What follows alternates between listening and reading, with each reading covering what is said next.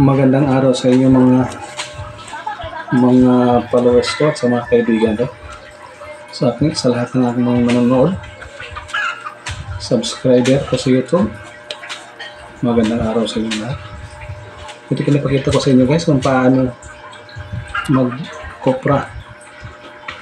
Sa ibang lugar, ang pagkukopra ay sinusungkit lamang ng kawayan, mahaba. Nandito sa amin, hindi isa-isa ang aakyatin yun guys. Malas pa kapag may putakti kagaya niyan. Dinadalhan niya ng apoy guys para sunugin yung bahay ng putakti. Hindi isa-isang akyatin dito sa amin guys. Hindi po sinusungkit. Parang sa Batangas ganun din yata, inaakyat din yata. Ngayon guys, may putakti yan kaya nakadalawang akyat na siya dyan sa puno na yan kasi kumuha pa siya ng posporo.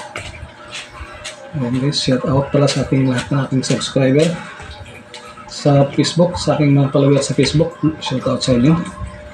At sa mga hindi pa nakapag-subscribe at hindi pa nakapag-follow, baka naman pwede nyo yung i-follow guys sa aking Facebook account, sa aking YouTube account na Rensboy Caspi. Maraming salamat. Ayan guys, pansamantalaan na sinusunod yung bahay ng putakti para makuha na niya yung bunga ng mga alog na, yung mga magulang na pagka alog na yung guys, ibig sabihin yun magulang na siya, pwede na siyang kukuprahin. Kasi pag hindi pa umaalog, yun nalalata lang siya, malambot pa.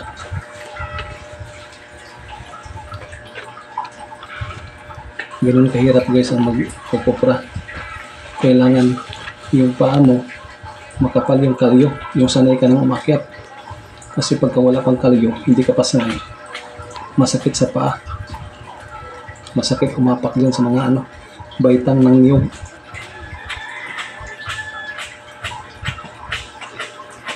Yan, sinusunog na niya guys. Yan, tapos na, hinahulog na niya yung apoy. Yan, makita sa baba na yung apoy. Ayan guys. Shoutout pala kay Tataramon. Tataramon, shoutout sa'yo.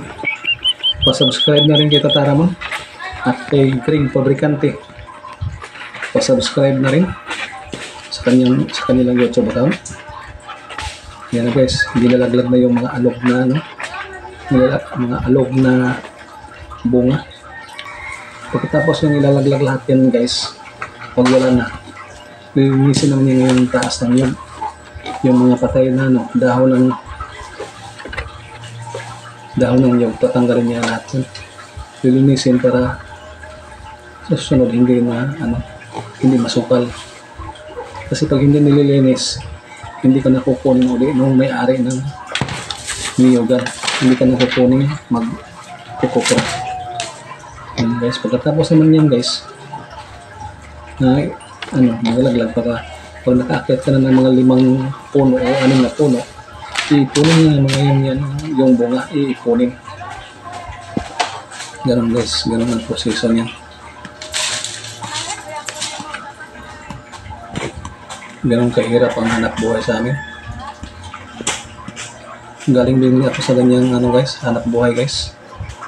Noon ng makakuha ka ng makatapos ka ng 1,000 piraso, 400 lang naman guys, mga 2000, year 2000 o year 1998, ganyan. 400 lang ang 1,000, 400 pesos. 1,000 na piraso na matapos mong sungkitin. Ayan na guys. Ayan na yung mga iniipunan nyo guys. Pagkatapos guys, bibiyakin naman yung nangatsa. Kusungkitin na ng Ayan guys, panungkit. bibiyak na niya. Pagkatapos dalhin na yan sa kusog mo ng kalayo lagi. Dadalhin na yan sa Ganun kahirap ang magkukopra guys, maraming tapahan dyan sa proseso. Manila, tapahan. Dito sa amin, ganggangan. Ayan, pagkatapos ng Ganyan bibiyak, guys ang pagkopra. susugitin naman niya guys. Ako mismo ang sumubok na sumugit. Ayan guys, subukan ko kasi dati ko rin trabaho talaga to. Pero ngayon hindi na ako nakaakyat ng niyog. Kasi nga hindi na ako sanay. Hinihingal dapat ako guys. Ayan. Ganda na yung pagsungkit yan guys. May mga panungkit talaga. Ayan, hindi na ako masyadong marunong. Matagal na matapos yung isang biyak.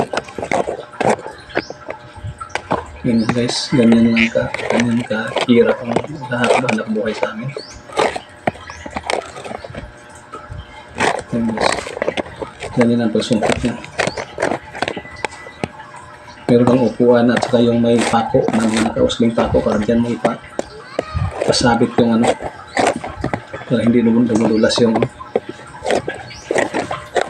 hindi dudulas din sa ano, pinapatungan.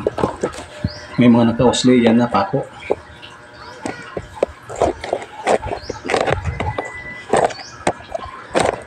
Okay guys, ganun lang. Sa mga hindi pa nakasubscribe guys, pasubscribe na. Sa mga sa aking Facebook account, kung hindi pa kayo nakapag-follow, pa-follow naman guys.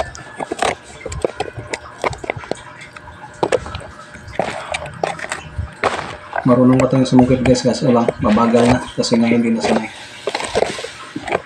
Dapat mga tatlong ano lang yan, tatlong diinan lang tapos nasanay yung isang biyak.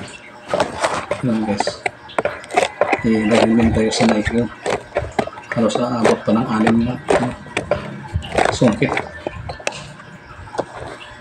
Ayan guys, hinihinga na guys. Ayan, isilid sa sako, dalhin na yan sa tapahan.